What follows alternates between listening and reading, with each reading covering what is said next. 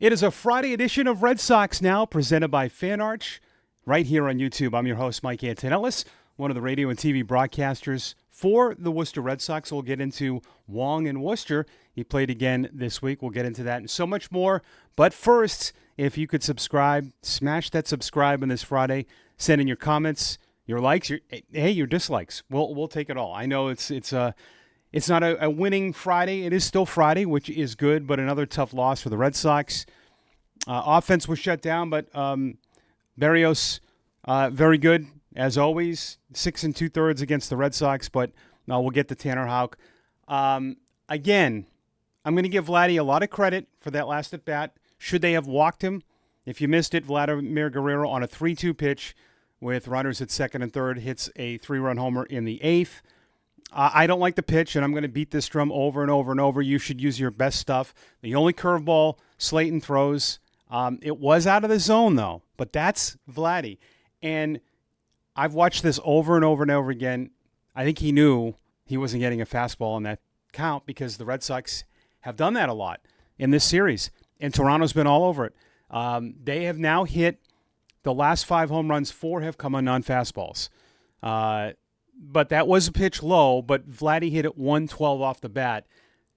A 3-2 curveball, that hitter was right on. It tells me he knew something was coming. And Slayton's just fastball, cutter, curveball. He throws 98.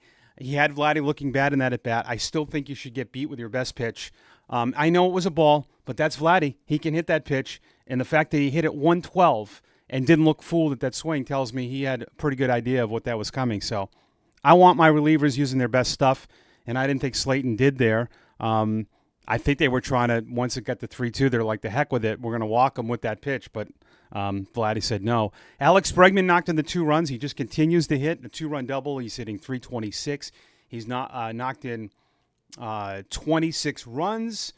It was good to see David Hamilton get a start. I've talked about this. It's not easy not playing in the big leagues. He was 1 for 3. I know he had 2 strikeouts, but young guys, that's why young guys, it's tough for them to be bench players in the expectations. You know, I know a lot of people have called for him to be sent down, but he's a utility guy. And young utility guys, young older utility guys don't always hit, have great numbers. He brings the speed and position versatility. But I did think Nick Sogard made more sense for the Red Sox because I thought David Hamilton is a guy that they wanted him to play more. But it's obvious that they don't, I think, with the emergence of Christian Campbell. So they see him as a part-time player. Rob Refsnyder had a hit, of course, playing left field. The Red Sox had a scratch with Christian Campbell, and we'll get to more of that throughout the show. But this was great to see, wasn't it? You know, people like questions. How long are we going to keep this guy in the rotation? Well, he had 7 innings, 4 hits. He gave up the 1 run, best outing of the year. Gave up a home run to Varsho, but that's really good stuff for Houck. Was terrific. You know, I thought he threw his sinker more, saw more 95, 96. He had better shapes, and he attacked the hitters.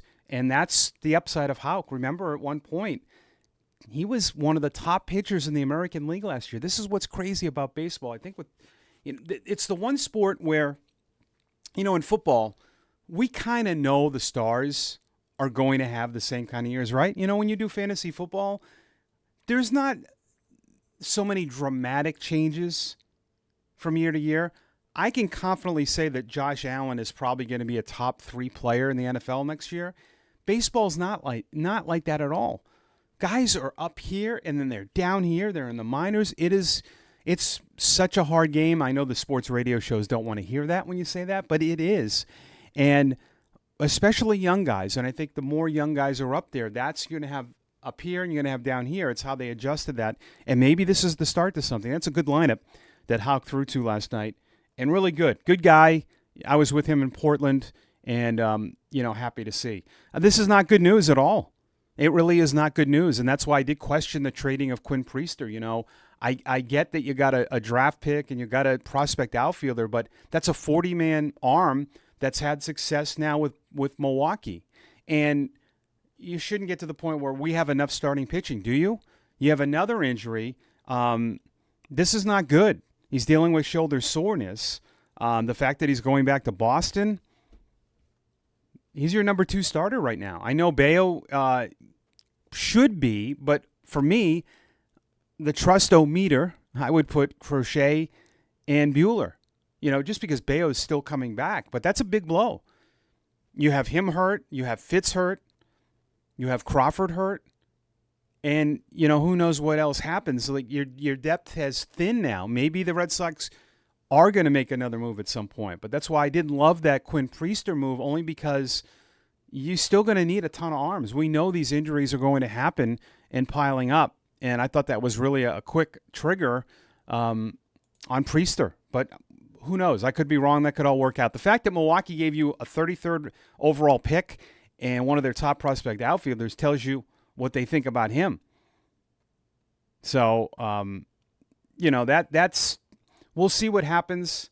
But it looks like Buehler is going to officially miss his start on Saturday. That means Hunter Dobbins will start. Dobbins was skipped from the Worcester Red Sox. We found that out yesterday. So he was skipped in his start just in case something happened in Boston. So that's a pretty good indication that he will take the spot of Walker Buehler. Also, this was really interesting. And my phone, of course, was blowing up. I was joking around with the guys I work with, and they were saying the same thing.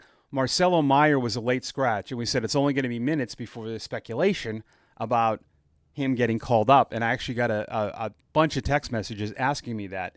Now, listen, if that were to happen, I probably wouldn't be able to say anything unless it was official. I wouldn't be able to tell anybody. But the Woo Sox immediately put out it was back tightness, so he was scratched. But Christian Campbell was scratched right about the same time. That's not good either. So, you're dealing with injuries there. That's why Hamilton played second and Ref Snyder was in left last night. They gave Rafaela the night off. Durant played center. But you hope that these are minor injuries for both.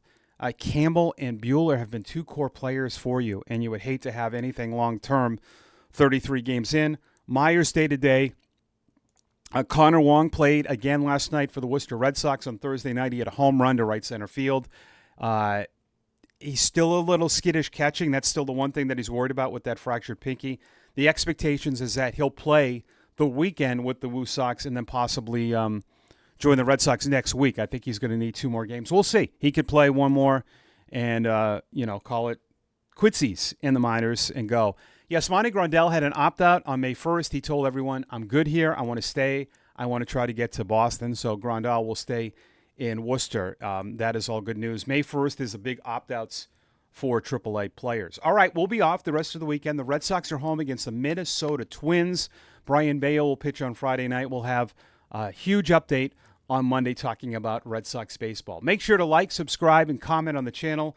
I'm Mike Antonellis. Thank you for watching Red Sox Now right here on YouTube, presented by FanArch.